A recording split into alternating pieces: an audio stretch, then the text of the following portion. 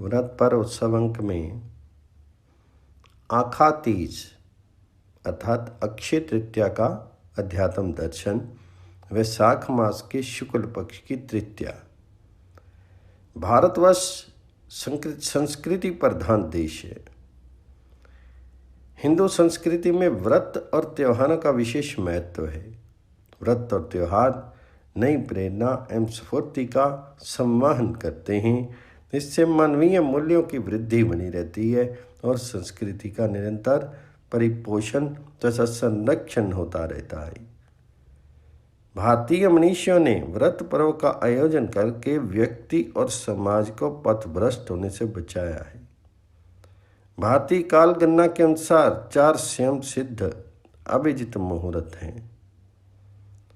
चैत्र मास के शुक्ल पक्ष की प्रतिपदा, गुड़ी पड़वा, आखा तीज अर्थात अक्षय तृतीया, दशहरा और दीपावली के पूर्व की प्रदोष तिथि। वैशाख मास के शुक्ल पक्ष की तृतीया को अक्षय तृतीया या आखा तृतीया अर्थात आखा तीज भी कहते हैं। अक्षय का शाब्दिक अर्थ है जिसका कभी नाश क्षय ना हो अथवा जो स्थायी रहे। स्थायी वही रह सकता है जो सदा सत्य है। सत्य केवल परमात्मा ईश्वर ही है जो अक्षय, अखंड और सर्वव्यापक है। ये अक्षय तृतीया तिथि ईश्वर तिथि है। ये अक्षय तिथि परशुराम जी का जन्मदिन होने के कारण परशुराम तिथि भी कही जाती है। परशुराम जी की गिनती चिरंजीवी महात्माओं में की जाती है। अतः ये तिथि चिरंजीवी तिथि भी कहलाती है। चारों युगों सतयुग, त्रेता, द्वापर और कलयुग में से त्रेता युग का आरंभ इसी आखा तीज से हुआ है, जिससे इस तिथि को युग के आरंभ की तिथि युग आदि तिथि भी कहते हैं। आखा तीज बद्री नारायण दर्शन तिथि।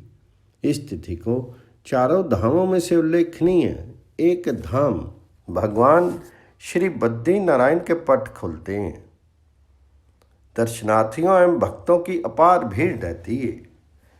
भक्तों के द्वारा इस दिन किए हुए पुण्य कार्य, त्याग, दान, दक्षिणा, जप, तप, होम, हवन, गंगा स्नान आदि कार्य अक्षय की गिनती में आ जाते हैं।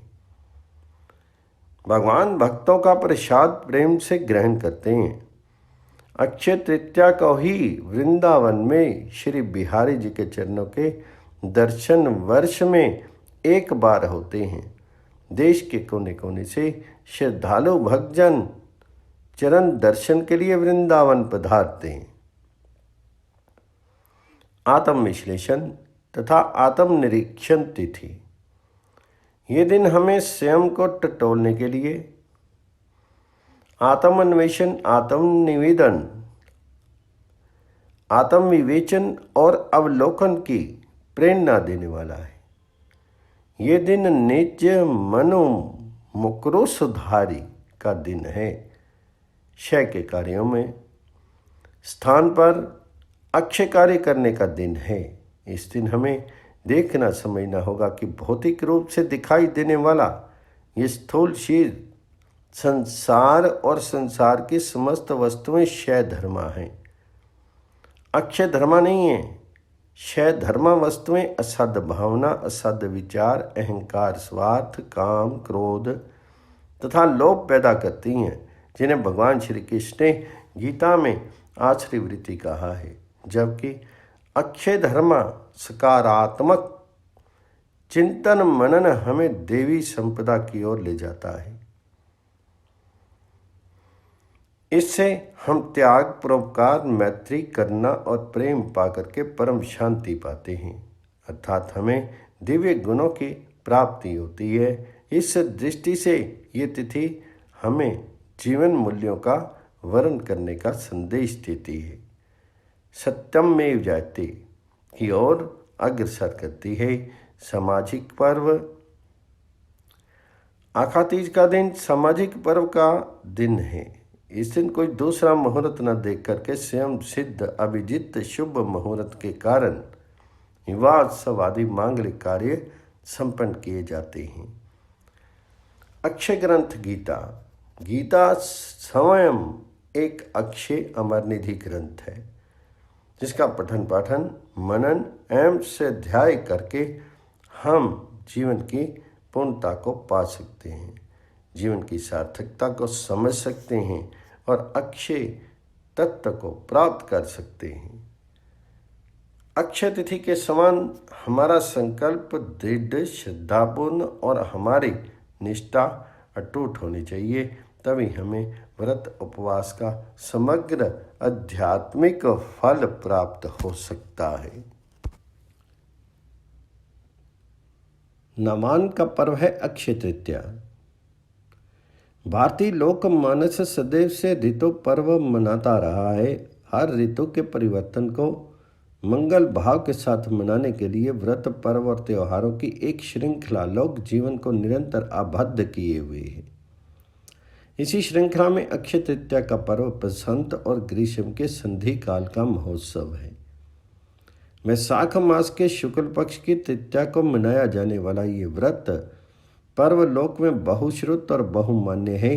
विष्णु धर्म सूत्र, मत्स्य पुराण, नारदीय पुराण तथा भविष्य पुराण आदि में इसका विस्तृत उल्लेख है तथा इस व्रत की कई कथाएं भी हैं। सनातन धर्मी गृहस्थजन इसे बड़े उत्साह से मनाते हैं। अक्षय तृतीया को दिए गए दान और किए गए स्नान, जप, तप, हवन आदि कर्मों का शुभ और अनंत फल मिलता है। भाष्य पुराण के अनुसार सभी कर्मों का फल अक्षय हो जाता है, इसलिए इसका नाम अक्षय पड़ा है। यदि ये तृतीया कृतिका नक्षत्र से युक्त हो तो विशेष फलदायी होती है। भविष्य पुराण यह भी कहता है कि इस तिथि की युग आदि तिथियों में गणना होती है, क्योंकि कृतयुग अर्थात सतयुग का कल्प भेद से त्रेतायुग का प्रारंभ इसी तिथि से हुआ है। इसमें जल से भरे कलश, पंखे, चरण पादुकाएं, खड़ाऊ, जूते, छाता, गौ, भूमि, स्वर्णपात्र आदि का दान पुण्यकारी माना गया है। इस दान के पीछे यह लोक विश्वास है कि इस दिन जिन जिन वस्तुओं का दान किया जाएगा वह समस्त वस्तुएं स्वर्ग में गर्मी की ऋतु में प्राप्त होंगी। इस व्रत में घड़ा, कुल्हड़, सकोरा आदि रख करके पूजा की जाती है। बुंदेलखंड में ये व्रत अक्षय तृतीया से प्रारंभ होकर के पूर्णिमा तक बड़ी धूमधाम से मनाया जाता है। कुमारी कन्याएं अपने भाई, पिता, बाबा तथा गांव घर के कुटुंब के लोगों को सगुन बांटती हैं और गीत गाती हैं, जिसमें एक दिन पीहर ना जा पाने की कचोट व्यक्त होती है। अक्षय तृतीया को राजस्थान में वर्षा के लिए शगुन निकाला जाता है और वर्षा की कामना की जाती है तथा लड़कियां झुंड बना करके घर घर जा करके शगुन गीत गाती हैं। लड़के पतंग उड़ाते हैं। सतनजा सात अन्न से पूजा की जाती है। मालवा में नए घड़े के ऊपर खरबूजा और आम्रपत्र रख करके पूजा होती है। किसानों के लिए ये नव वर्ष के प्रारंभ का शुभ दिन माना जाता है। इस दिन कृषि कार्य का प्रारंभ शुभ और समृद्धि देगा, ऐसा विश्वास किया जाता है। इसी दिन भद्र का आश्रम में भगवान बद्रीनाथ के पट खुलते हैं, इसलिए इस तिथि को श्री बद्रीनाथ जी की प्रतिमा स्थापित कर पूजा की जाती है और श्री लक्ष्मी नारायण के दर्शन किए जाते हैं। इस तिथि में गंगा स्नान को अति पुण्यकारी माना गया है। मृत पितरों का तिल से तर्पण, जल से तर्पण और पिंडदान भी इस दिन इस विश्वास से किया जाता है कि इसका फल अक्षय होगा। इस दिन नर नारायण परशुराम और हयग्रीव का अवतार हुआ था, इसलिए इनकी जयंतियों को अक्षय तृतीया को मनाई जाती हैं। श्री परशुराम जी प्रदोष काल में प्रकट हुए थे, इसलिए यदि द्वितीया को मध्याह्न से पहले तृतीया आ जाए तो उस दिन अक्षय तृतीया, नर नारायण जयंती, हयग्रीव जयंती सभी संपन्न हो जाती हैं। इसे परशुराम तीज भी कहते हैं। अक्षय तृतीया बड़ी पवित्र और सुख सौभाग्य देने वाली है। इसी दिन गौरी की पूजा भी होती है। सधवा स्त्रियां और कन्याएं गौरी पूजा करके मिठाई, फल और भीगे हुए चने बांटती हैं। गौरी पार्वती की पूजा करके धातु या मिट्टी के कलश में जल, फल, फूल, तिल, अन्न आदि भर करके दान करती हैं। गौरी विनायकों को पिता के अनुसार गौरीपुत्र गणेश की तिथि चतुर्थी का संयोग यदि तृतीया में होता है तो वह अधिक शुभ फलदायिनी होती है। इस तिथि को सुख, समृद्धि और सफलता की कामना से व्रत उत्सव के साथ ही अस्त्र, शस्त्र, वस्त्र, आभूषण आदि बनवाए, खरीदे और धन किए जाते हैं। नई भूमि का क्रय विक्रय, संस्था आदि का प्रवेश इस तिथि को शुभ फलदायी माना जाता है। अक्षय तृतीया के तृतीया तिथि सोमवार और रोहिणी नक्षत्र तीनों का संयोग बहुत श्रेष्ठ माना जाता है। किसानों में ये लोक विश्वास है कि यदि इस तिथि की चंद्रमा के अस्त होते समय रोहिणी आगे होगी तो फसल के लिए अच्छा होगा, और यदि पीछे होगी तो उपज अच्छी नहीं होगी। इस संबंध में भट्टारी की कहावतें भी लोक में प्रचलित हैं। आखे तीज रोहिणी न होई, पोस अमावस मूल न जोई। राखी श्रवणो हीन विचारो, कार्तिक पूर्णो कृतिका टारो। महिमा ही खल बल ही प्रकाशे, कहत भड्री साली विनाशी।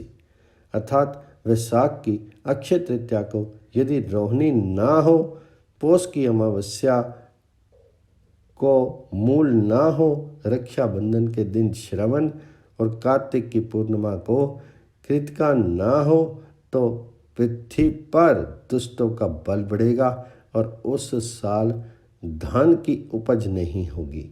इस तिथि पर ईख के रस से बने पदार्थ, दही, चावल, दूध से बने व्यंजन, खरबूज, तरबूज और लड्डू का भोग लगा करके दान करने का भी विधान है। स्कंद पुराण और भविष्य पुराण में उल्लेख है कि वैशाख मास के शुक्ल पक्ष की तृतीया को रेणुका के गर्भ से भगवान विष्णु ने परशुराम जी में जन्म लिया। कोंकण और चिपलून के परशुराम मंदिरों में इस तिथि को परशुराम जयंती बड़ी धूमधाम से मनाई जाती है। दक्षिण भारत में परशुराम जयंती को विशेष महत्व दिया जाता है। परशुराम जयंती होने के कारण इस तिथि में भगवान परशुराम के आविर्भाव की कथा भी कही सुनी जाती है। परशुराम जयंती वैशाख मास के शुक्ल पक्ष की तृतीया। भगवान परशुराम स्वयं भगवान विष्णु के अंश अवतार हैं।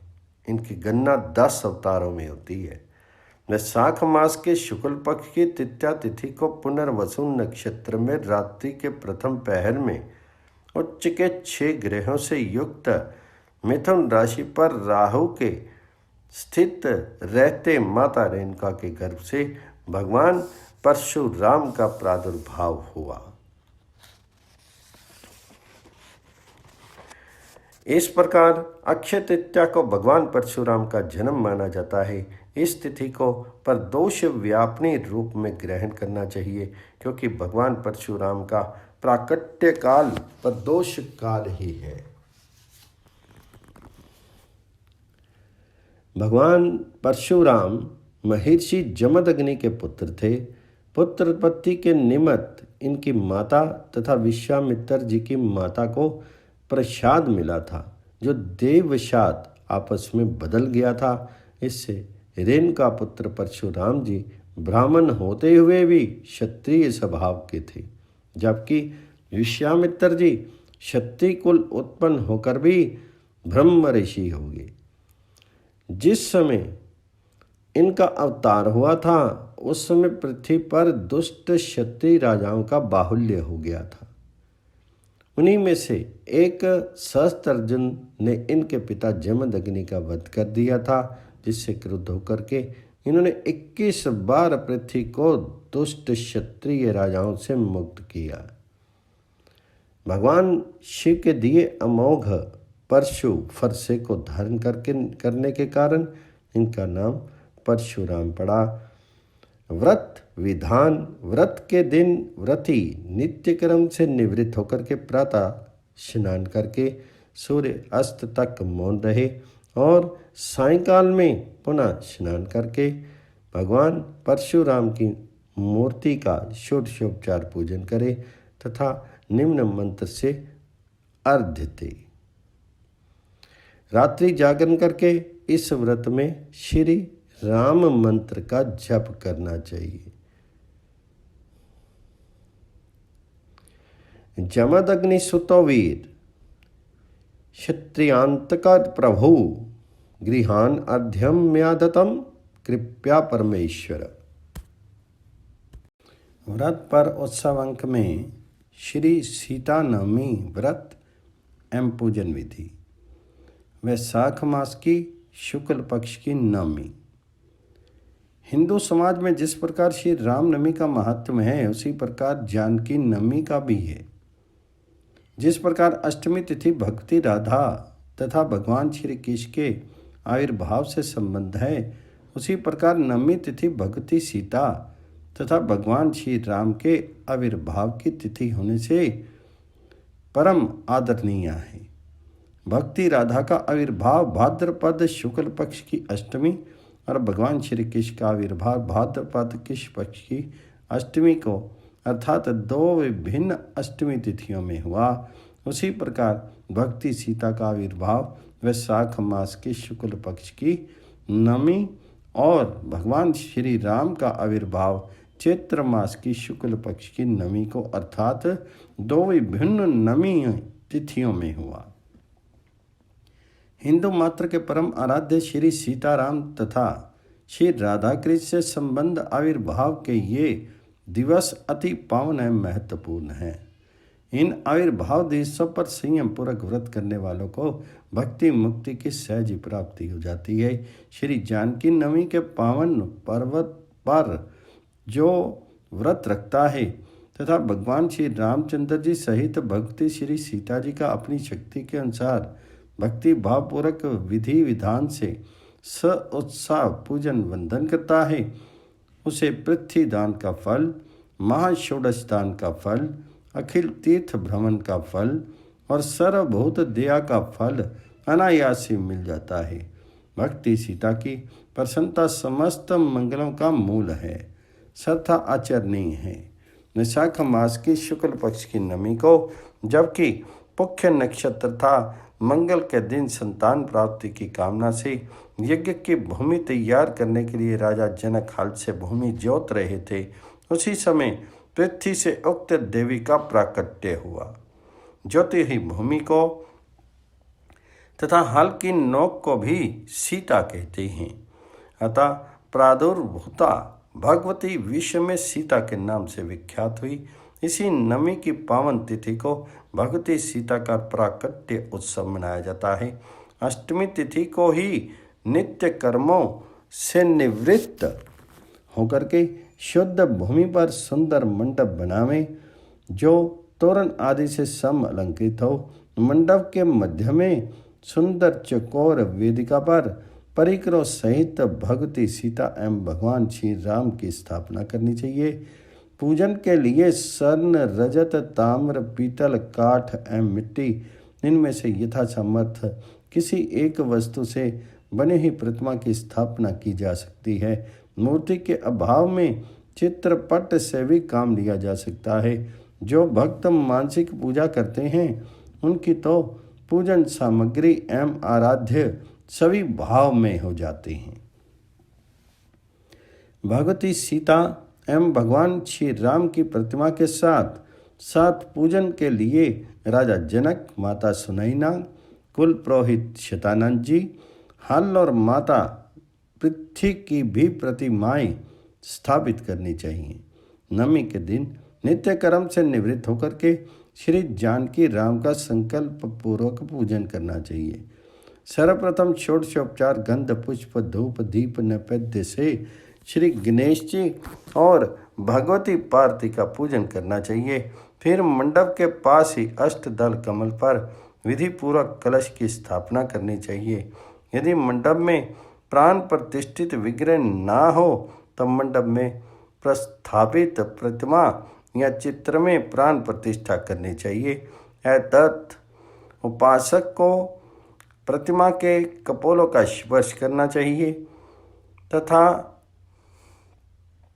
परिकर सहित श्री जानकी रामाभ्याम नमः इस मंत्र का उच्चारण करना चाहिए। तदनंतर कर न्यास तथा षडंग न्यास करके हाथ में पुष्प लेकर के भक्ति सीता का इस प्रकार से ध्यान करना चाहिए। मंडलाकार करण आभूषणों से जिनके कपोल अति सुंदर लग रहे हैं, चूड़ामणि आदि अनेक विध आभूषणों से जिनके विभिन्न अंग अलंकृत हैं, जो रेशमी वस्त्र तथा मणि एवं मोती के हार से विभूषित हैं और जिनका चंद्रमा के समान गौर वर्ण है, उन जनक आत्मजा भक्ति सीता का ध्यान करना चाहिए। तदनंतर उपचार के लिए के विविध मंत्रों तथा श्री जानकी रामाभ्याम नमः इस नाम मंत्र से आसन पाद्य अर्घ्य आचमन पंचामृत स्नान वस्त्र आभूषण गंध सिंदूर तथा धूप दीप एवं नैवेद्य आदि उपचारों द्वारा श्री जानकी राम जानकी का पूजन करें। आरती एवं मंत्र पुष्पांजलि के पूर्व मंडप में प्रतिष्ठित अन्य आराध्यों का भी पूजन कर लेना चाहिए। पूजन इस प्रकार है का श्री जानकी जी का पूजन। जिनके गृह में साक्षात लक्ष्मी जी ही उत्पन्न हुई थी, उन मिथिलापति श्री जनक जी के लिए बारंबार नमस्कार है। उपयुक्त मंत्र से श्री जानकी जी की वंदना करके श्री जनकाय नमः मंत्र से षोडशोपचार पूजन करना चाहिए। ख है श्री सुनैना अम्बा जी का पूजन।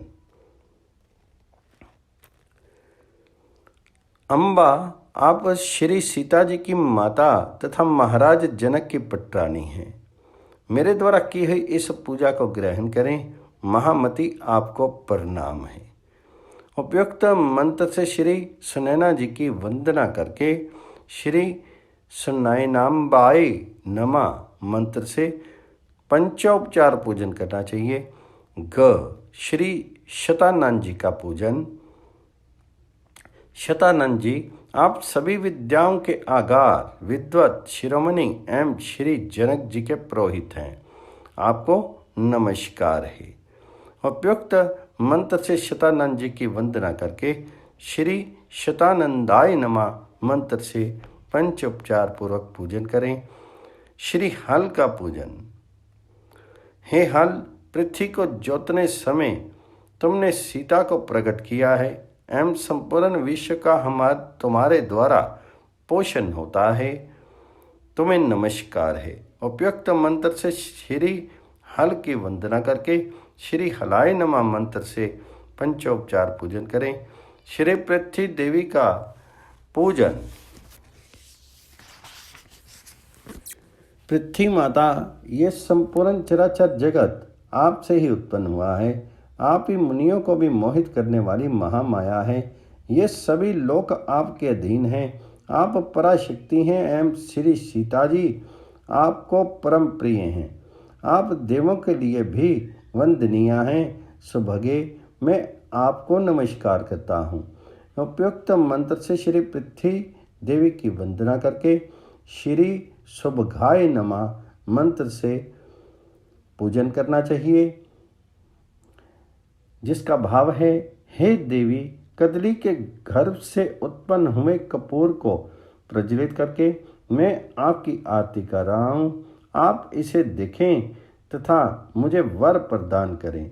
घी की बत्ती तथा कपूर को प्रज्वलित करके नीचे लिखी आरती को गाते और वाद्य आदि बजाते हुए परिकर सहित श्री जानकी राम जी की स उत्साह भक्ति पूर्वक आरती करनी चाहिए। आरती श्री जनक दुलारी की, सीता जी रघुपर प्यारी की। जगत जननी जग की विस्तारनी, नित्य सत्य साकेत विहारनी। परम दयामयी दीन उद्धारनी, मैया भक्तन हितकारी की। सती शिरोमणि पति हितकारनी, पति सेवा हित वन वन चारनी। पति हित पति वियोग स्वीकारनी, त्याग धर्म मूर्ति धारे की। विमल कीर्ति सब लोकन छाई, नाम लेत पावन मति आई। सुमरत कटत कष्ट दुखदाई, शरणागत भय भय हारे की। पुष्पांजलि प्रणाम एवं प्रदक्षिणा का मंत्र, जिसका भाव इस प्रकार है। हे परमेश्वरी, ऋतु के अनुसार उत्पन्न हुए नाना प्रकार के सुगंधित पुष्पों से युक्त मेरे द्वारा दी जाने वाली इस पुष्पांजलि को स्वीकार करें। जो रावण के विनाश के लिए पृथ्वी माता के गर्भ से उत्पन्न हुई है, पति को ही देवता मानने वाली तथा शील संपन्ना है, वे मिथिलेश कुमारी हमारी रक्षा करे। उपयुक्त श्लोक पढ़ करके भगवती सीता की कृपा की प्राप्ति हेतु ज्ञान की स्तोत्र का सतसत पाठ करना चाहिए। स्तोत्र इस प्रकार है। नील कमल दल के सदृश जिनके नेत्र हैं, जिन्हें श्री राम की भुजा का ही अवलंबन है, जो प्रज्वलित अग्नि में अपनी पवित्रता की परीक्षा देना चाहती है, उन राम प्रिया श्री सीता जी की मैं मन ही मन ध्यान करता हूँ, जिनके नेत्र श्री राम जी के चरणों की और निश्चल रूप से लगे हुए हैं, जिन्होंने अपने अंग कांति से स्वर्ण को मात कर दिया है, तथा ताटका के वैरी श्री राम के कटु वचनों से जो घबराई हुई है, उन राम की प्रेसी श्री सीता की मैं मन में भावना करता हूँ, जो लज्जा से हतप्रद हुई अपने उस मुख को, जिनके कपोल उनके बिखरे हुए बालों से उसी प्रकार आवृत हैं जैसे चंद्रमा राहु के द्वारा ग्रसे जाने पर अंधकार से आवृत हो जाता है, वस्त्र से ढक रही है।